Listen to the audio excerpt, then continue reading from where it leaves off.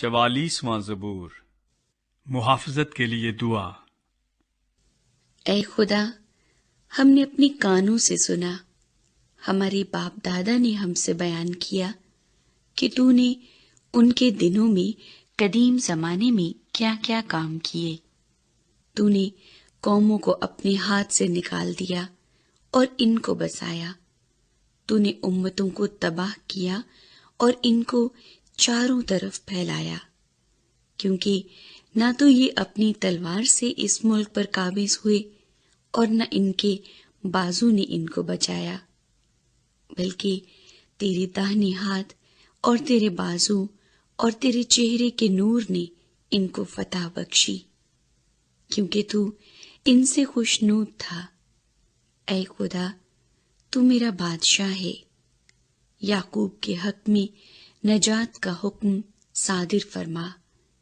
تیری بدولت ہم اپنے مخالفوں کو گرا دیں گے، تیرے نام سے ہم اپنے خلاف اٹھنے والوں کو پامال کریں گے، کیونکہ نہ تو میں اپنی کمان پر بھروسہ کروں گا اور نہ میری تلوار مجھے بچائے گی، لیکن تو نے ہم کو ہمارے مخالفوں سے بچایا ہے اور ہم سے عداوت رکھنے والوں کو شرمندہ کیا۔ ہم دن بھر خدا پر فخر کرتے رہے ہیں اور ہمیشہ ہم تیرے ہی نام کا شکریہ ادا کرتے رہیں گے، لیکن تو نے تو اب ہم کو ترک کر دیا اور ہم کو رسوا کیا اور ہمارے لشکروں کے ساتھ نہیں جاتا۔ تو ہم کو مخالف کے آگے پس پا کرتا ہے اور ہم سے عداوت رکھنے والے لوٹ مار کرتے ہیں۔ تو نے ہم کو ذبح ہونے والی بھیڑوں کی مانند کر دیا اور قوموں کے درمیان ہم کو پراگندہ کیا۔ تو اپنے لوگوں کو مفت بیچ ڈالتا ہے اور ان کی قیمت سے تیری دولت نہیں بڑھتی۔ تو ہم کو ہمارے پڑوسیوں کی ملامت کا نشانہ اور ہمارے آس پاس کے لوگوں کے تمسخر اور مذاق کا باعث بناتا ہے۔ تو ہم کو قوموں کے درمیان ضرب المثل اور امتوں میں سر ہلانے کا باعث ٹھہراتا ہے۔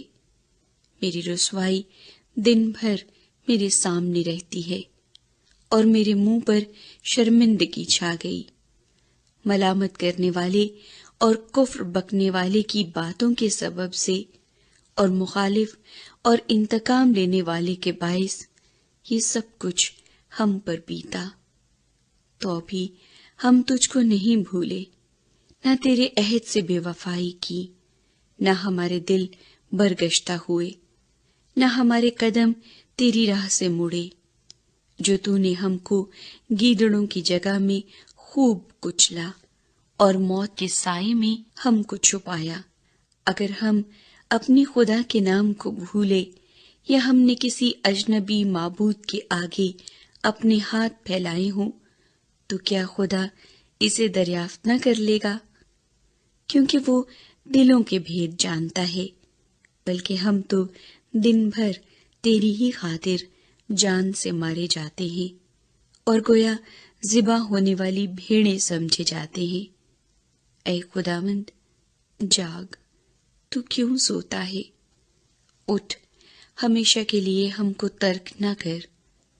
تو اپنا منہ کیوں چھپاتا ہے اور ہماری مصیبت اور مظلومی کو بھولتا ہے؟